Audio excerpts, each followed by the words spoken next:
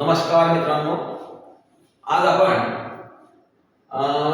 Maths 2 चा एक पहिला जो लेसन आहे सिमिलॅरिटीचा त्याचा एक टॉपिक शिकणार आहोत, ratio of areas of two triangles. आता याचा रेशो आपल्याला दिलेला आहे. The ratio of the areas of two triangle is equal to the product equal to the ratio of the product of their bases and the corresponding heights.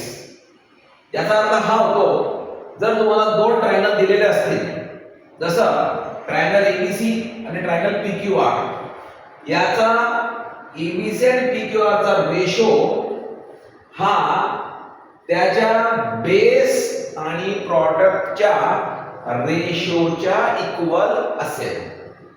तर आपण याला solve करताना proof करताना बघू. आपल्याला माहिती आहे एरिया ऑफ ट्रायंगलचा formula 1/2 multiply base multiply height.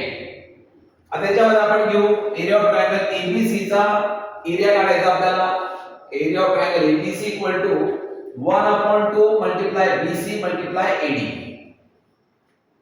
Area of triangle PQR घेतला 1/2 मल्टिप्लाय QR मल्टिप्लाय PS. आता याचा आपल्याला रेशो काढायचा आहे. तर आपण लिहिताना असं लिहू, area of triangle ABC upon area of triangle PQR equal to 1/2 multiply BC multiply AD upon 1/2 multiply QR multiply PS. 1/2 काय झाला, कॅन्सल. तर आपल्याला फायनल आन्सर भेटलं BC multiply AD upon QR multiply PS.